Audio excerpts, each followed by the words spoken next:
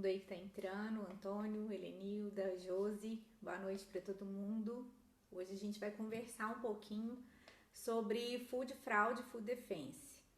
E, na verdade, é uma forma de esclarecer um pouquinho o que são esses conceitos que são novos ainda pra gente aqui, né? Na verdade, a gente vem ouvindo falar disso desde os atentados de 11 de setembro de 2001. Mas aqui pra gente, no Brasil, eles são novos e a cada dia que passa, as exigências vão chegando, mas ainda estão em câmera lenta aí, essas exigências. Então, a gente vai começar a ter uma noção do que é, vamos começar a falar um pouquinho disso hoje, tá? Vou dar mais um tempinho pro pessoal entrar. Hoje sou eu sozinha, então, por favor, participem, para não ficar muito entediante. Eu gosto de conversar, vocês sabem disso, né? E vamos... Eu recebi perguntas também, na verdade eu montei um esqueminha para não ficar perdida, porque o assunto é bastante extenso, então para dar uma sequência eu montei um esqueminha aqui para me ajudar. E aí eu percebi que as perguntas que eu recebi, elas já estavam respondidas ao longo do material que eu preparei. Mas mesmo assim, vocês podem ir mandando mais algumas perguntas aí que eu vou respondendo. Lembrando que não existe pergunta boba, existe pergunta que não foi respondida, tá? Então, como é um assunto ainda bem novo pra gente, que a gente tá engatinhando, algumas curiosidades, algumas perguntas podem parecer bobas, mas elas não são, tá bom? Bom, eu vou começar, só pra lembrar, essa live vai ficar gravada, então, quem sabe, né, alguém da equipe de vocês, que trabalha com vocês, não tá tendo oportunidade de assistir ao vivo, pode contar que ela vai ficar gravada e pode assistir depois. Só não vai ter chance de fazer pergunta e curiosidade ao vivo, tá? Bom, a gente já fala em sistema de qualidade, de garantia de segurança de alimentos há muito tempo, né? O APPCC, ele é uma análise de perigos e pontos críticos de controle, faz parte de várias legislações e todo mundo que produz alimentos tem que ter um plano de APPCC para cada linha de produção. Lembrando que não é para cada produto, é para cada linha de produção, né? Às vezes você tem dois produtos diferentes que os riscos, os perigos são os mesmos, então você acaba podendo tratar eles. É só um parênteses, né? E como eu falei, os dois termos, food fraud e food defense, a gente começou a ouvir falar deles logo depois dos atentados terroristas de 2001, né?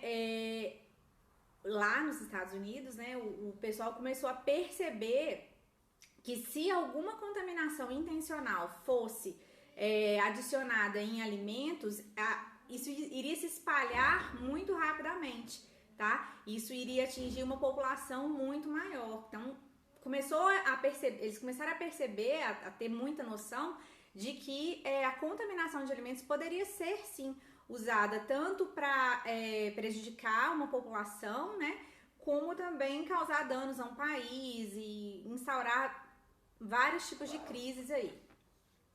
E aí nessa época o FDA lá nos Estados Unidos começou a intensificar os controles de APPCC, começou a ampliar a visão do APPCC e aí começou a procurar mesmo, investigar, tá, beleza, aqui tem um risco, nessa linha de produção tem um risco de contaminação acidental. Pode acontecer uma falha no processo, alguma falha ou operacional ou, enfim, de recepção de matéria-prima, um contaminante acidentalmente pode entrar aqui. Ele não era para estar aqui, mas ele pode entrar. Mas, e se um contaminante intencionalmente for adicionado? E isso também é um risco. Então, começou-se a ampliar isso aí. Claro que a motivação principal nessa época eram as questões dos ataques terroristas mesmo, tá? E algum país querendo prejudicar a economia do outro também, causar prejuízo financeiro, não só prejudicar, não só usar como arma para a população, mas também a questão de prejuízo financeiro para as indústrias e concorrentes entre países assim. Ei, Dri, boa noite. Mãe também já entrou, mãe é ótima, mãe sempre entra também. Mãe, Natália, Antônio, estão sempre aí, né? Estão boiando no assunto, que dó, mas estão aí. Obrigada. Bom, então qual que é a diferença básica aí quando a gente fala de APPCC e dos programas de Food Fraud e Food Defense? Eu gravei um vídeo bem rapidinho esses dias, pedi pra Naná publicar pra gente, justamente pra gente entender que é a origem da contaminação, tá? Quando a gente está falando de programa de APPCC, a gente está olhando para nossa linha de produção e falando assim, não, aqui não pode falhar, não pode ocorrer essa contaminação. Eu vou evitar que essa contaminação aconteça por algum acidente. Quando a gente fala em food fraud e food defense, a gente tem que avaliar quais são os pontos do nosso processo que são vulneráveis, em que em algum momento, intencionalmente, um contaminante poderia ser adicionado ali. E aí, o que vai diferenciar os dois termos, food fraud e food defense, é a questão da intenção, o porquê dessa adição intencional do contaminante. Lara também entrou. Ei, Lara, vocês daqui a pouco vão começar a falar disso aí também, né? Já estão caminhando bastante na melhoria dos APPCs, vocês têm conversado com o Eduardo, vai ser bacana você dividir esse vídeo depois com o pessoal também, tá? Bom, então, voltando, né, depois dos boa noites aí da vida, então, contaminação intencional. A gente vai esquecer um pouco o PCC e vai focar, né, nos planos de food fraud e food defense, tá? O que diferencia aí a questão do food fraud e food defense? Os dois são intencionais, mas por quê? Porque eu tenho que elaborar um plano de food defense, porque eu tenho que imaginar que alguém, por alguma razão, motivação ideológica, vai adicionar um contaminante na linha de produção, vai adicionar um contaminante no alimento. Normalmente, a gente chama de uma justificativa, se é que fraudar um alimento tem uma justificativa, né? Uma justificativa por razões ideológicas. Então, eu quero sabotar para prejudicar a imagem da empresa, para prejudicar o meu colega de trabalho, às vezes. Então, é para prejudicar alguém. Quando a gente fala em plano de food fraud, muda um pouco de figura. O food fraud, ele tem que garantir que nenhuma fraude vai ser feita ali naquela linha de processo, visando algum ganho financeiro, tá? E aí isso ficou muito reforçado naquela época em que lá na Europa o pessoal começou a comprar, na verdade o começo foi até lasanha congelada, depois eles viram que tinha mais. Era uma lasanha que se dizia que tinha carne bovina, mas no final da história era bovino misturado com carne de cavalo.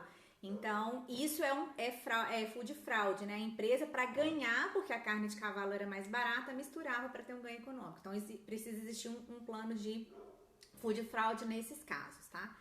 Existem alguns documentos, pessoal. E aí, tem legislação no Brasil? Não, não tem legislação clara no Brasil ainda, tá? É a mesma história dos PACs, que eu comentei esses dias aí numa postagem.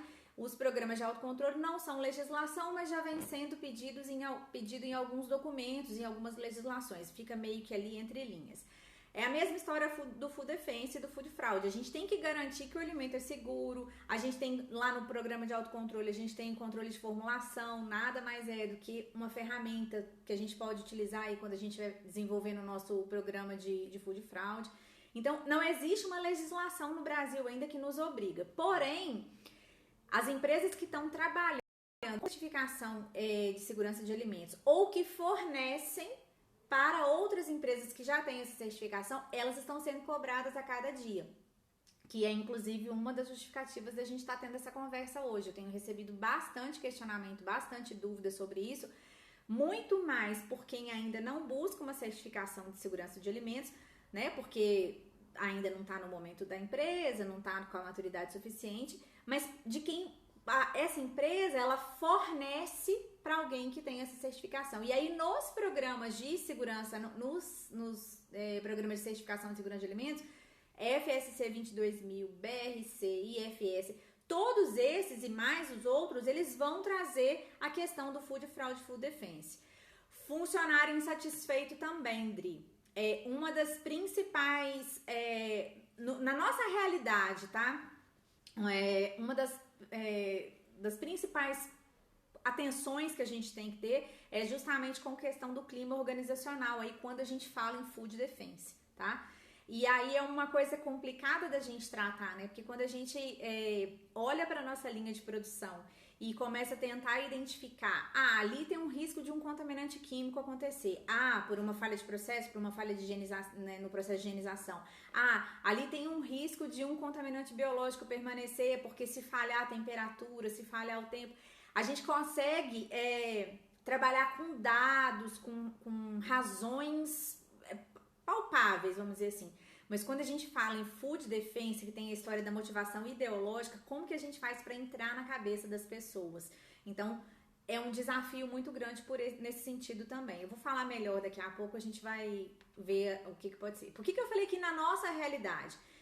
Porque aqui no Brasil, pelo menos não declaradamente, a gente não fica sabendo, e eu imagino que realmente não tem, mas hoje em dia não tá dando para duvidar de nada, a concorrência entre as empresas, ela é, na maioria das vezes, muito saudável, né? Então não tem assim uma sabotagem do tipo, eu vou botar um espião lá dentro da sua fábrica e vou, sei lá, sacanear a sua linha de produção, seu produto vai ficar ruim, suas vendas vão cair, eu vou ganhar espaço. Isso não existe pra gente, não é uma realidade nossa no Brasil. Eu não vejo isso nas minhas andanças, eu nunca ouvi relatos. Mas em filmes, em outros segmentos industriais, a gente sabe, em outros países a gente sabe que isso acontece. Bom, Dri, você tá me perguntando da pessoa que pede demissão e cumpre aviso trabalhando. Eu acho que eu sempre cumpri os meus avisos, e aí é aquela história, né? Tem que estar dentro da cabeça da pessoa para entender. Eu sempre fiz questão de cumprir os meus avisos porque eu não queria deixar a empresa na mão. Eu acho que tem informações da rotina que só você sabe, mas é uma coisa que precisa ter atenção. Um dos avisos que eu cumpria, e era a postura da empresa, eu cumpri o aviso, mas assim, sempre tinha uma pessoa da empresa muito próxima a mim que podia ser a pessoa que estava pegando a parte do serviço que eu ia deixar ou não, mas isso é bacana, né? Deixa a pessoa cumprir o aviso, porque principalmente se ela se dispõe a isso, né? É minha opinião, tá, gente? Mas avalia o clima, por que a pessoa está pedindo demissão, como é que tá o clima dela, não deixa muito solto, porque a informação da empresa não pode sair da empresa. Então eu acho que é isso. Tem empresas que quando demitem, por exemplo, já não permite que cumpra aviso. Às vezes nem pensando em food defense, mas já não deixa por outras questões, às vezes o clima já não tá bacana e tal. Mas eu gosto que cumpra, tá? É amar o que faz, Dri. É amar o que faz, eu acho que é um pouco de respeitar, e aí eu acho que isso que é muito difícil, é muito desafiador pra gente nesses dois programas, Food Fraud e Food Defense, lidar com a falta de respeito que o ser humano hoje tem um com o outro, né? A maioria perde muito essa noção e aí isso é muito difícil. Eu tenho muita dificuldade de acreditar na maldade, mas eu tô aprendendo a ficar um pouquinho mais esperta e talvez esses programas tenham me ajudado um pouco nisso, de entender que tudo é possível. E às vezes, gente, desconfiar que pode acontecer alguma coisa em relação à food defense, né? Desconfiar que alguém pode sabotar, não te torna, tô falando isso pra mim, tá? Não te torna uma pessoa ruim, uma pessoa de coração ruim. Na verdade, você precisa lidar com as coisas, porque às vezes a pessoa ela não é ruim, mas ela tá chateada, revoltada, tá fora de si, que seja, e ela faz aquilo. Então, não precisa concordar com a ação do outro, mas às vezes é bom a gente entender um pouco também, tá? Bom, então não é legislação no Brasil ainda. As normas de segurança dos alimentos pedem, mas assim, às vezes é um pouco vago. Onde eu vou buscar orientação para desenvolver programas de food fraud e food defense na minha indústria, tá? Aonde que eu vou buscar? Existem algumas referências, tá? Eu vou dar exemplo. Existe um documento britânico, tá?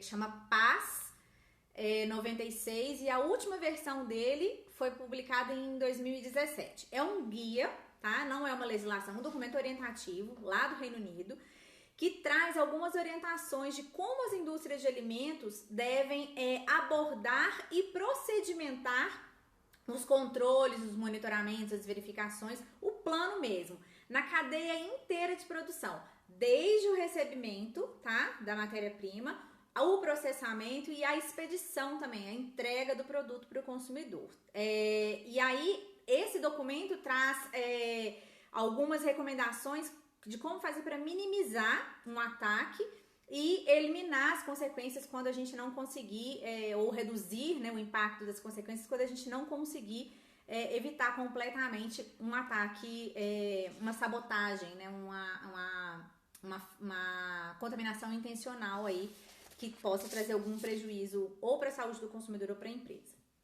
O FDA, lá no FSMA, também tem um documento orientativo que traz algumas estratégias para a gente proteger os alimentos contra essa adulteração aí, com intenção de prejudicar, tá? A última versão desse documento do FDA é de 2016, um ano antes da última versão do PAS, estão bem atuais. E aí esse documento, gente, ó, esses dois documentos a gente consegue encontrar já traduzido, inclusive, na internet. Então, ó, tarefa de casa, pesquisem aí, porque não é difícil de encontrar, e traduzido ainda, tá?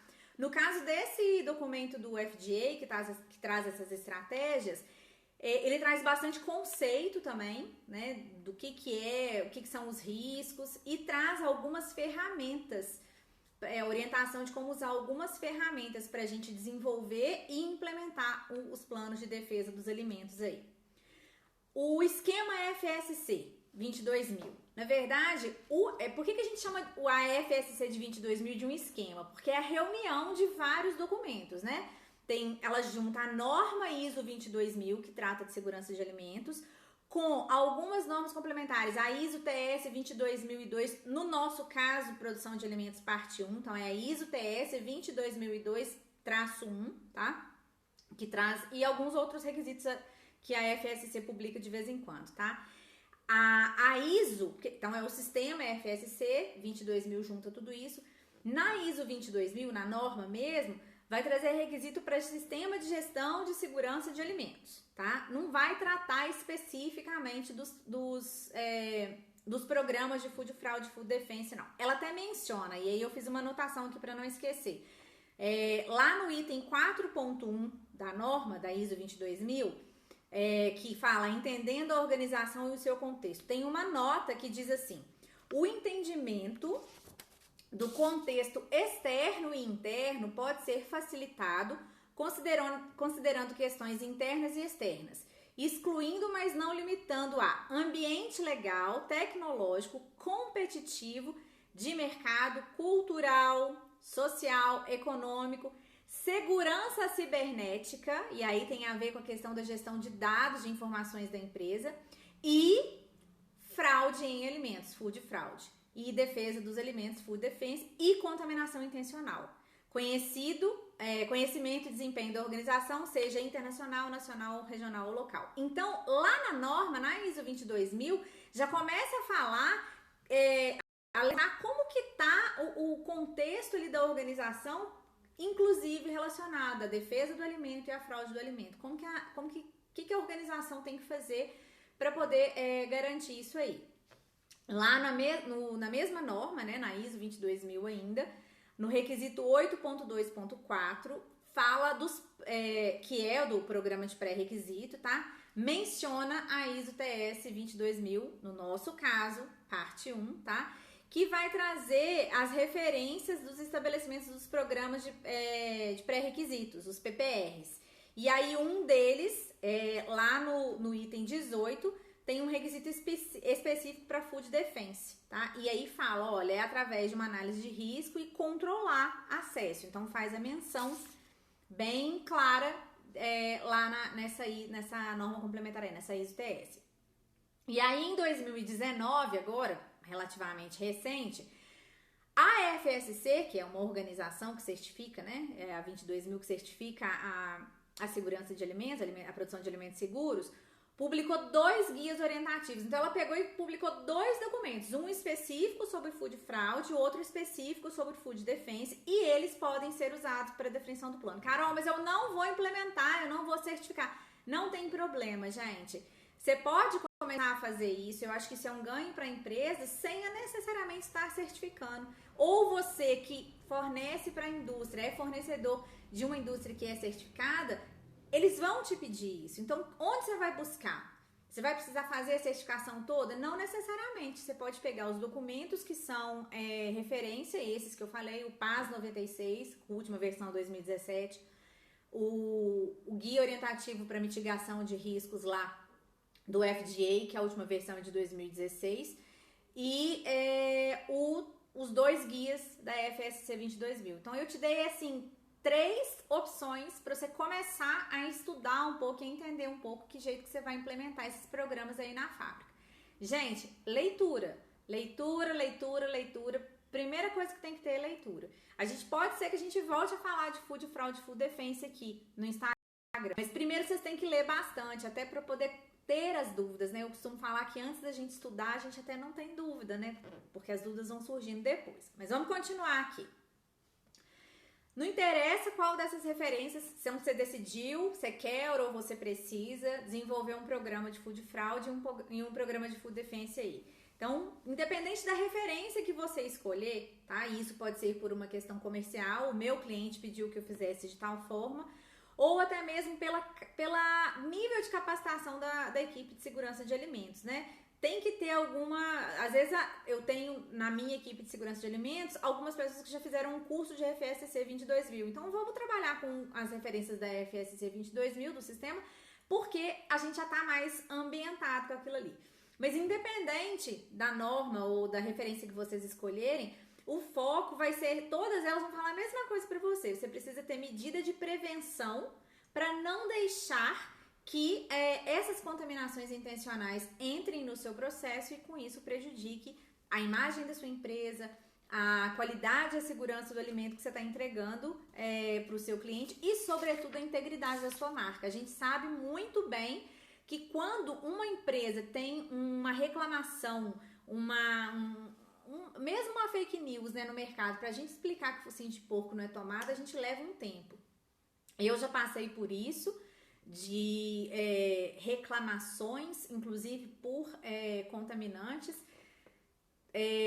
de produtos de empresas que eu trabalhei, irem parar em rede social. E a velocidade, a gente já falou disso aqui em outras situações, a velocidade com que isso anda, com que essa fofoca, esse fake news anda, é muito grande. E pra gente explicar, né, a velocidade que a gente tem para conseguir que as nossas respostas cheguem, talvez não são tão boas assim, né? São bem mais lentas. Então, a questão do nome, da integridade da marca, também tem isso aí.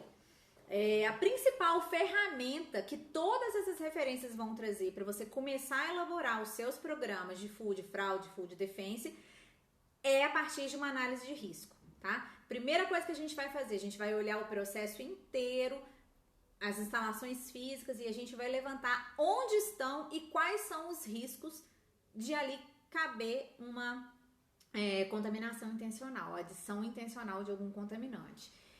Depois que eu levantar os riscos, e aí começa a ficar muito parecido com a PPCC, olha pra você ver, você vai levantar os riscos, aí você vai entender quais são as medidas para prevenir que esse risco aconteça, como que você vai fazer para controlar que essas medidas de prevenção estão funcionando, que esses cuidados estão sendo tomados, estão sendo efetivos, e o que você vai fazer quando tudo escapar da sua mão e acontecer um problema de verdade, tá? Então, o raciocínio é muito parecido, pessoal, e aí de novo eu vou falar, só que o jeito de olhar, o onde procurar, o que procurar é que é diferente.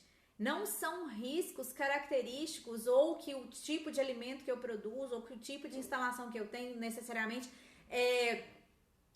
permitem, mas são riscos que estão associados à atitude das pessoas, comportamental, tá? E as pessoas podem ser tanto os colaboradores, como a Adri mesmo falou, um colaborador insatisfeito e tal, como também a parte de gestão da empresa. E a gente vai falar disso daqui a pouquinho, tá?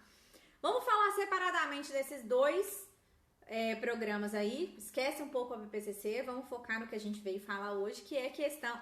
Atrasou, não, Edu? Tô vendo aí que você entrou. Muito bem, já falei aqui com a Lara, pra vocês compartilharem com o pessoal da equipe de segurança de alimentos. Mais bacana de evoluir aí, né, de melhorar o plano de PPCC. A gente tem conversado um pouco sobre isso. E o Food Fraud e Food Defense, eu arrisco a dizer que dá para vocês fazerem junto, tá? Porque vocês vão levantar o risco na mesma linha, vocês só vão, que é o que eu tava falando agora, vocês vão olhar para coisas diferentes, vocês vão olhar onde cabe uma má intenção, aonde eu, se tiver uma pessoa bem maldosa aqui, aonde eu consigo, o que eu preciso fazer para conseguir evitar que ela faça a malvadeza dela, tá? Bom, vamos lá. Food Fraud. Food Fraud é um programa que a gente tem que olhar, levantar e implementar para evitar a adição de um contaminante ou a adulteração de um produto, onde o objetivo, é muito estranho, né? Falar o objetivo de defender, a justificativa para se fazer isso. Para mim isso é tão injustificável que é até difícil a gente falar, mas enfim, vamos lá, cabeça de gente, né? A justificativa seria um ganho financeiro. Então, quando a indústria, e aí a gente costuma falar que é um programa top-down, é de cima para baixo a implementação dele, porque na verdade você tem que entender a cabeça de quem manda, a cabeça dos cabeças, né? Para poder conseguir fazer isso, eles têm que estar na mesma linha de raciocínio aí. Graças a Deus isso já melhorou muito em termos de indústria de alimentos. Hoje as empresas são bem mais sérias do que no passado. O mercado consumidor é mais exigente, existe mais respaldo legal, então tá melhorando pra gente aí que gosta de qualidade, né? Então, quando você fala em food fraud, essa contaminação intencional, ela ou foi feita para substituir algum constituinte, para diluir, para melhorar o custo de alguma coisa. Eu dei o exemplo lá da carne de cavalo, né, misturada na carne de boi para fazer lasanha congelada lá nos Estados Unidos, que foi a época que a gente mais ouviu falar de food fraud até hoje. Para reduzir o custo do processo e a empresa continuar ganhando a mesma coisa, né? Aqui no Brasil a gente teve alguns, principalmente na nossa área de leite, né? A maioria do pessoal que tá aqui com a gente acaba sendo de leite mesmo. A gente teve vários problemas no passado e já há algum tempo, e aí eu repito, o mercado consumidor tá mais exigente, existe mais respaldo legal, isso diminuiu muito, né? E a gente viu que na época algumas consequências drásticas acabaram acontecendo. Profissionais foram presos, processados, perderam emprego, nome queimado no mercado, né, que foi a época do leite, lá, a fraude do leite. E a gente, de certa forma, a gente ainda tem isso um pouquinho, mas é mais no nosso recebimento, né, o de matéria-prima. Às vezes a gente tem adição de água em leite, também é raro, isso é uma coisa que está diminuindo muito, mas eu ouço casos ainda, fraudar leite, aumentar o volume por adição de água, reconstituintes de densidade também, conservante, neutralizante, tudo isso são ferramentas, não vou chamar de ferramentas, mas são ações que teoricamente se justificariam por um ganho econômico, né? Eu brinco muito quando eu dou treinamento para o pessoal de laboratório. O que é a fraude de leite por adição de água, né? A vaca deu só 10 litros, mas eu precisava vender 15 hoje. E aí, como é que eu faço? Eu completo com a água, né? E o que é a fraude por reconstituinte de densidade? É a pessoa brincar de ser vaca, ela mistura tudo junto com a água, vai lá e coloca. Isso é food fraud, tá? É quando você combate isso, quando você pensa nas ferramentas que você vai ter para combater isso, você está falando de um plano de food fraud também, tá? Também pode ser aplicado dentro disso aí. A equipe de segurança de alimentos, normalmente, eu vou sempre me referir à equipe de segurança de alimentos, porque normalmente a gente pega as mesmas pessoas, a mesma equipe, alguma pequena diferença ou outra, para poder fazer esses programas, que já faz o EPPCC, vai fazer esse também. Ela precisa identificar, tá? Em quais pontos do meu processo existe alguma fraqueza, tá? Ou alguma vulnerabilidade que facilite o mal feito, sabe?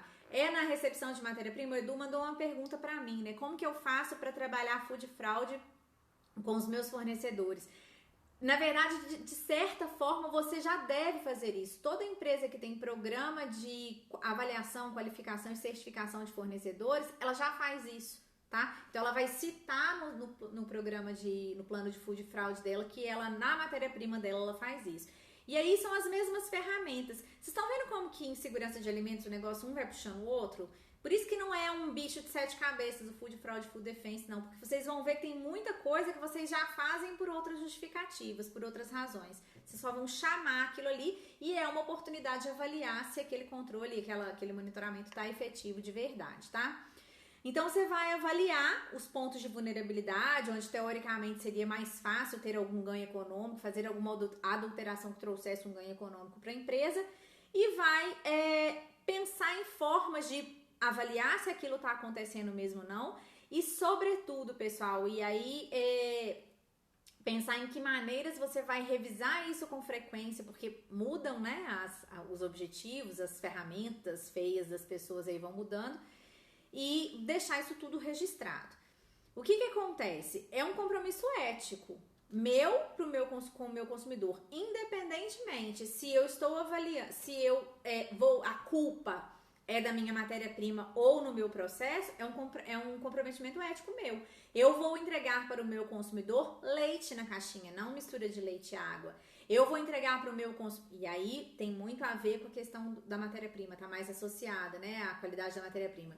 Mas eu vou entregar para o meu consumidor um requeijão tradicional, onde toda a gordura que tem ali, ela é só de origem láctea. E a gente sabe que no passado isso aconteceu muito, né? As pessoas vendiam tudo como requeijão e tinha requeijão de todo tipo. Tanto é, gente, que não tem problema nenhum. Eu quero até fazer uma com uma pessoa muito bacana, não vou contar quem é agora, que entende muito de requeijão, pra gente falar disso. Não tem problema ter amido e ter gordura vegetal no que agora as pessoas chamam de mistura láctea. Não tem problema, entendeu? Cada um vai comprar o que quer pra finalidade que quer. É um produto ruim? Não, às vezes é um produto que eu não prefiro. Prefiro outro, de outro tipo, que só tenha gordura e proteína de origem láctea.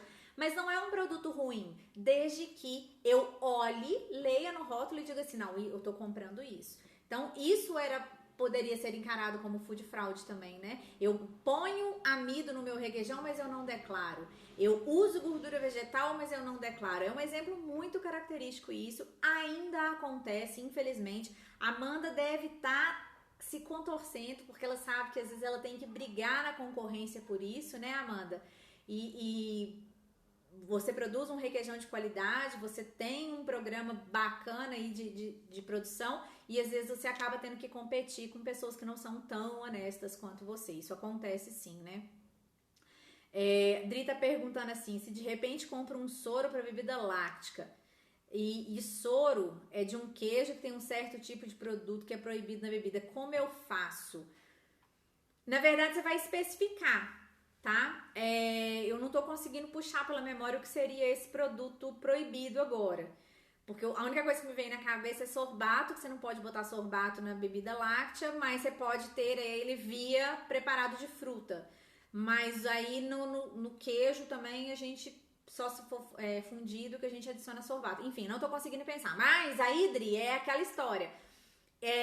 Qualificação de fornecedor. A empresa ela tem que ter especificação. O que eu quero comprar? Eu vou entregar para o meu fornecedor e vou falar para ele assim: olha, eu quero comprar um soro assim, assim, assado. Não pode ter isso, não pode ter aquilo, não pode ter aquilo outro.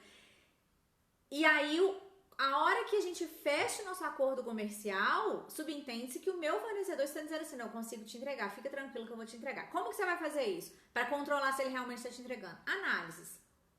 Vai pedindo análise. Tem plano de avaliação, enfim, tem auditoria, tá lá, isso tá dentro do nosso programa e avaliação de fornecedores, tá? Mas é isso aí. E aí, se você... Sulfato? Mas sulfato de que aonde? Agora você me apertou. Porque soro proveniente de queijo. Qual queijo que a gente pode usar sulfato de quê?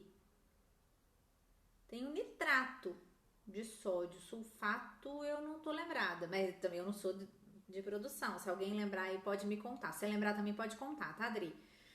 Não tô lembrada não, mas é isso, independente do que seja, a ferramenta é exatamente essa, tá? Você vai especificar o que pode e o que não pode ter naquele produto que você vai usar como matéria-prima, como ingrediente. Você vai fechar um acordo comercial com o seu fornecedor, ele vai te fornecer do jeito que você pedir, e aí você tem que ter formas de avaliar isso, tá? Como que você avalia? Mandando análise para laboratório, mandando amostra para laboratório analisar, pedindo que ele te mande periodicamente como que você faz seu controle aí e tal, e assim vai, tá?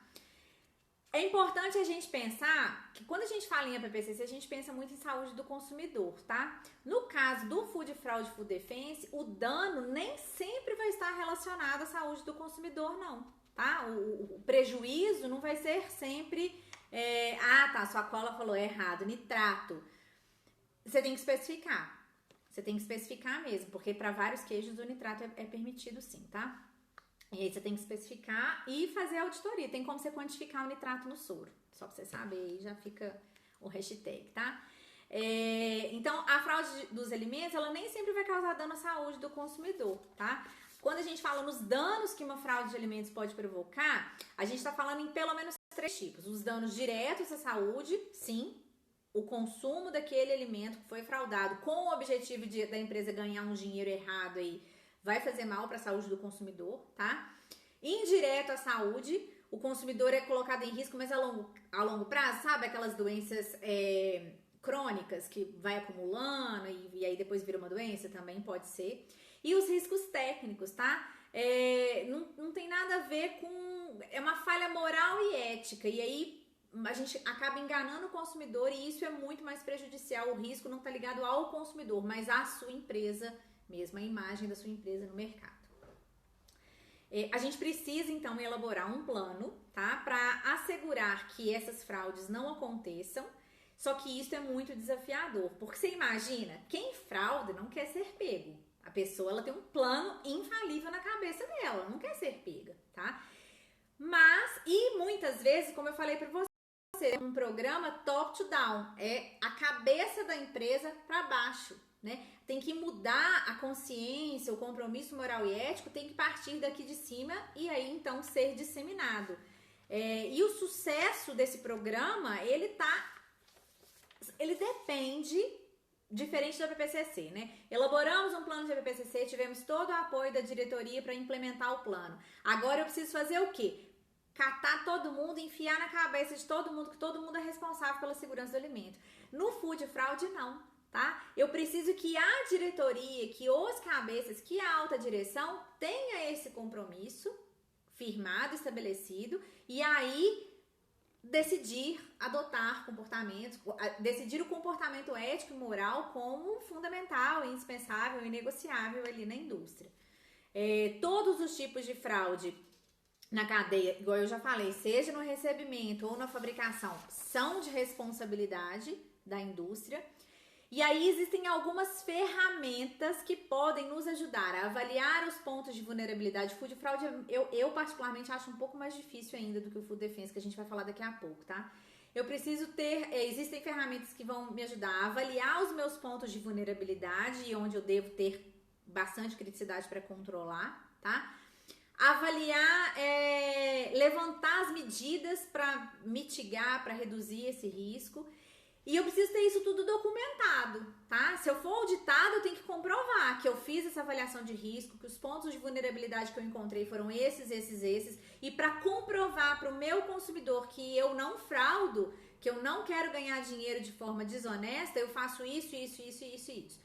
Edu, respondendo a sua pergunta, cada vez que a gente revisa o nosso programa de food fraud, a gente consegue identificar mais coisas onde poderia acontecer, tá? A revisão de programas de segurança de alimentos tem que ser a nossa maior inspiração. Ei, Fá, você entrou, que fofo!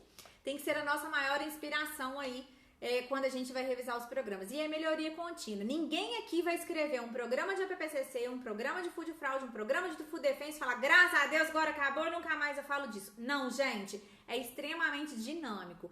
Então, cada vez que você revisar o seu plano, você vai enxergar pontos que podem ser melhorados. E isso é muito bacana, tá? Então, 3 ferramentas aí que vão ajudar a gente a levantar esses pontos de vulnerabilidade. O VAACP, que é a avaliação de vulnerabilidade e pontos críticos de controle. O FFVA, que é a avaliação de vulnerabilidade e fraude alimentar. E o próprio PAS 96 da versão de 2017, tá? Também vai te ajudar muito. Como eu falei para vocês, existem N fontes na internet, tá? Boas, muito boas, que podem começar a elucidar um pouco isso para vocês. Às vezes vocês vão precisar recorrer a algum curso, alguma consultoria, e eu vou falar disso no final. Por quê? Tá? Tem uma justificativa, mas nunca... E aí é dica de coleguinha aqui sentada na cadeira, de graça essa. Não comecem a pesquisar, a elaborar, eu vou começar a elaborar. Não contratem treinamento antes de vocês terem lido pelo menos um pouco, saberem um pouco do que existe, porque vocês vão conseguir perguntar no curso, vão conseguir questionar o material que vocês estão ali estudando, tá? Vão conseguir questionar, enxergar coisas. Então, assim, leiam bastante antes. Olha só, uma pessoa que vende consultoria, vende treinamento, tá falando isso pra vocês. Não contratem treinamento sem antes ler um pouco, tá? Porque o aproveitamento do treinamento é muito diferente. Tati tá aí. Ô, Tati, me fala uma coisa. A primeira vez que você fez um curso de... Eu vou falar de FSC 22.000, que você nunca tinha ouvido falar. E os cursos de reciclagem, quando é o melhor proveito? Foi o primeiro ou foram os últimos, né? Os depois que você já tinha noção, que você já tinha elaborado. Quando é que você aproveitou melhor o curso? Então, gente, é uma regra pra tudo. Não vão de olhos fechados, tá? A Raquel também entrou. Raquel, acho que você entrou agora, perdeu um pouco. Assiste depois o resto que vai te ajudar naquele desafio que você tem lá que a gente conversou, tá? Bom, falamos de food fraud. Vamos falar sobre o programa de Food Defense. Então agora a gente tem que pensar de que jeito que a gente vai proteger o nosso alimento por ataque malicioso, por sabotagem, base ideológica, alguém quer prejudicar alguém. Seja um funcionário insatisfeito, que a gente já comentou, né, Dri? Aquela questão, inclusive, de cumpre aviso ou não cumpre aviso. Ou seja... ação de concorrente, espionagem industrial, parece coisa de filme, gente, mas é coisa de vida real. A gente ainda tá muito purinho nessa história, sabe? Mas existe. E o intuito é sempre prejudicar a imagem da empresa, né? O que pode acontecer aqui intencionalmente que vai prejudicar a imagem da empresa? Por mais que eu me mate nos meus controles nos meus pontos críticos de controle ali, no meu monitoramento, na minha verificação, mas ainda assim tem esse risco de uma coisa que eu não controlo, que é a cabeça das pessoas. Então a gente tem que olhar. E aí, gente, o Food Defense ele foi muito motivado inicialmente pelos ataques terroristas, né? Hoje não mais só por isso, existem outras coisas. Parece que quando alguém dá um exemplo ruim, fica mais fácil da gente fazer maldade depois, né? Enfim. Então, do mesmo jeito que no Food Fraud, a gente precisa fazer uma avaliação de risco. Quais são as etapas do meu processo que eu vou olhar e vou dizer assim, aqui cabe alguém fazer uma malvadeza. E aí, como que eu vou fazer para não deixar a pessoa fazer a malvadeza? Se a pessoa fizer a malvadeza, como que eu vou descobrir para não deixar isso sair de dentro de casa, tá? Então, também a gente vai avaliar os pontos de vulnerabilidade. Assim como no Food Defense, existem algumas ferramentas que são usadas, tá? Na elaboração, nessa avaliação de risco, na elaboração das medidas de controle. Tem o TAACP, que é a avaliação das ameaças e os pontos críticos de controle. E tem uma ferramenta muito bacana chamada Carver Plus Shock. Carver é um software, essa ferramenta é um software desenvolvido que foi adaptado para avaliar a vulnerabilidade na indústria de alimentos. Então ele relaciona 6 atributos ali dentro do cenário da indústria. A criticidade, a acessibilidade, recuperabilidade, vulnerabilidade, efetividade e reconhecimento. As iniciais formam esse Carver. E o Plus Shock, que é que vai avaliar, o choque vai avaliar os impactos combinados na saúde, na economia e na psicologia de um ataque. É uma ferramenta muito bacana. Como que fala o negócio? Vixe. Não sei. Explica melhor aí o que é esse como, Edu. Eu já respondo. E o PAS 96, a versão 2017 também. Mas o Carver Plus Shock, ele é um software. E aí talvez a gente não consiga ainda ganhar esse software da alta direção, mas existem outras ferramentas. Dá para ler bastante, desenvolver em cima deles, tá? O nome, CARVER mais Plus Shock. Igual... Boutique escreve choque, sabe? Esse é o nome do programa, Carver Plus Shock. Depois eu te mando escrito, tá? Se você não conseguir. Depois eu na legenda do vídeo eu coloco, pode deixar.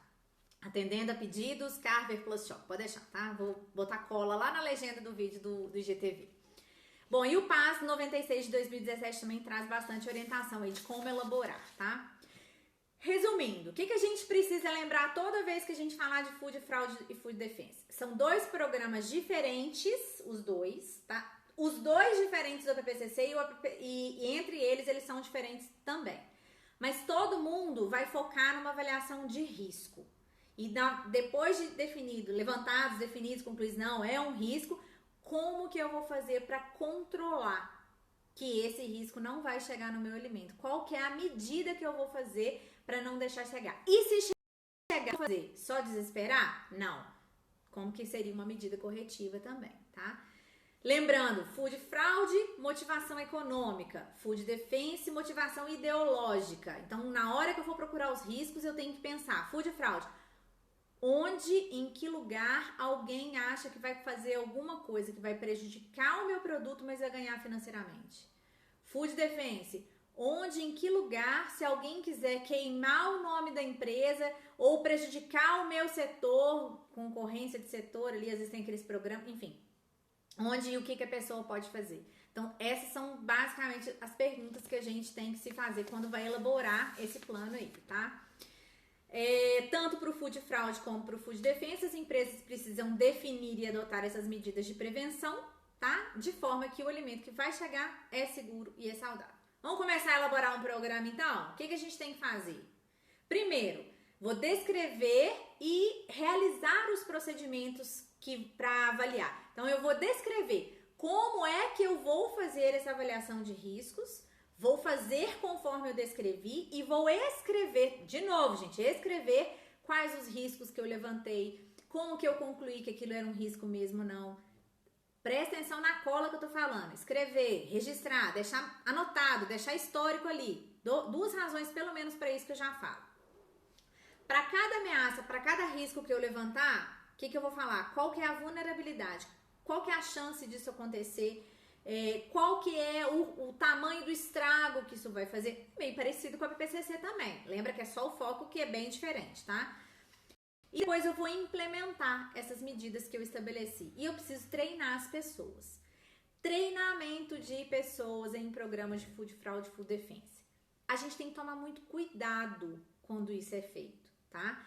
Uma coisa, o nível da conversa sobre Food Fraud e Food Defense com a equipe de segurança dos alimentos, com os gestores, é um. Com o pessoal da base tem que ser diferente. Por quê? Equipe de segurança dos alimentos, a gente conhece melhor um pouco a cabeça das pessoas. A base, a gente não conhece o que passa na cabeça de todo mundo. A gente não sabe se tem alguém ali que está insatisfeito. Então, nós não podemos dar armas para essas pessoas, dar ideias erradas para essas pessoas. Então, até a forma como esses programas vão ser compartilhados, vão ser multiplicados na indústria, ela precisa ter um jeitinho certo de fazer, tá? Pensem muito nisso. Não é nem um negócio que a gente fica falando muito em público, mas assim, pensem muito, reflitam sobre isso que eu tô falando com vocês. E aí, deixa eu ver o que mais que eu queria falar. Lembrei não, colei mesmo. Vou elaborar. E sentei, elaborei, descrevi meu plano, levantei os riscos, avaliei os riscos, deixei tudo registrado, que a hora que a auditoria vier, vou mostrar. Por que os dois motivos para deixar tudo registrado que eu falei para vocês? Porque quando tiver uma auditoria tá fácil de mostrar que você fez mesmo. E porque quando você for revisar e você pegar aquele tanto de anotação que você fez, você vai lembrar e você vai associar, olha, eu escrevi que isso aqui era um risco por causa disso e eu controlava desse jeito. Mas um ano depois, é só o meu prazo, tá? Não existe prazo pré-estabelecido para isso não. Aí um ano depois eu vou revisar e vou olhar, deixa eu ver o que eu pensei naquela época. Nossa, eu pensei que isso era um risco grande. Sabe que não é? Esse risco aqui não é grande, mas esse outro pode ser considerado mais grave e tal. Então isso serve muito de histórico pra gente. Pra gente e pra quem ficar no lugar da gente, que não tem ninguém eterno aqui, né? A gente acaba, às vezes, trocando de empresa, mas deixa ali o trabalho que você fez, que é bacana. Então eu fiz meu programa.